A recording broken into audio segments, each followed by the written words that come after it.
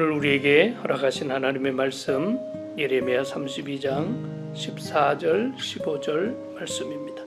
만군의 여호와 이스라엘의 하나님께서 이와 같이 말씀하시기를 너는 이 증서 곧 봉인하고 봉인하지 않은 매매 증서를 가지고 토기에 담아 오랫동안 보존하게 하라. 만군의 여호와 이스라엘의 하나님께서 이와 같이 말씀하시니라.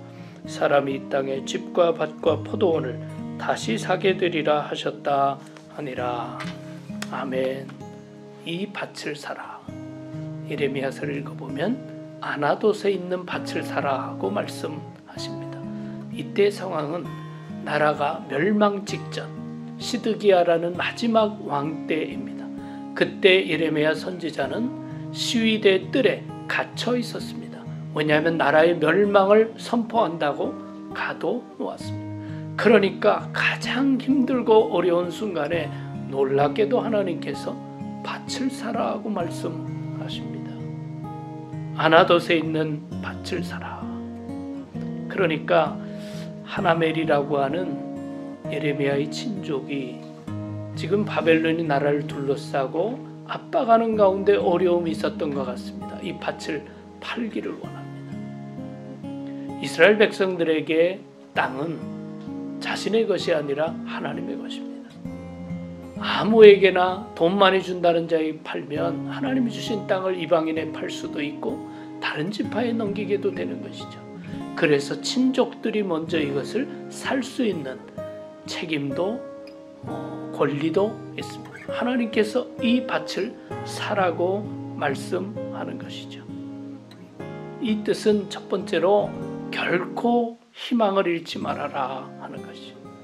나라는 지금 멸망에 가깝지만 하나님께서 땅을 사라고 말씀하시는 것입니다.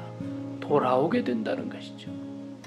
하나님께서는 사랑하는 자녀들에게 매를 들 수는 있지만 자녀를 버리는 법은 없습니다.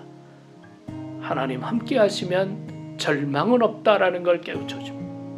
두 번째로 다 이해할 수 없지만 순종하라는 것입니다. 예레미야는 나라의 멸망을 선언하는 예언자고 그것 때문에 갇혀 있습니다.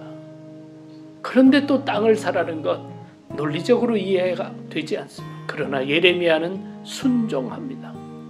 순종할 때 하나님의 은혜를 경험하는 것이죠. 마지막은 미래를 위하여 투자하라는 것입니다. 예레미야 29장 10절에도 보면 예레미야는 70년 뒤에 나라가 회복된다는 것을 선포하고 있습니다. 그러면 70년 뒤에 다시 돌아오게 될 땅을 예레미야가 산다는 것, 이것은 자기 자신을 위한 것이 아닙니다. 이스라엘을 위한 것이고 미래 세대를 위한 것이죠.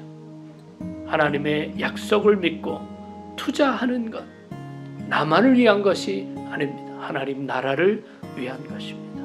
어려운 시대 이 밭을 사라. 하나님은 절대로 버리지 아니하시고 하나님께서는 새로운 역사를 이어가신다. 이 약속을 우리 모두가 마음에 담고 하나님과 함께 승리하는 우리 모두가 될 수 있기를 바랍니다. 기도하겠습니다. 사랑의 주님, 어려운 때 밭을 사라고 말씀하시는 하나님의 음성을 기억하고 하나님께서 반드시 이루실 회복의 역사를 위해서 순종하는 믿음을 가지게 하여 주시옵소서. 예수 그리스도 이름으로 기도하옵나이다. 아멘.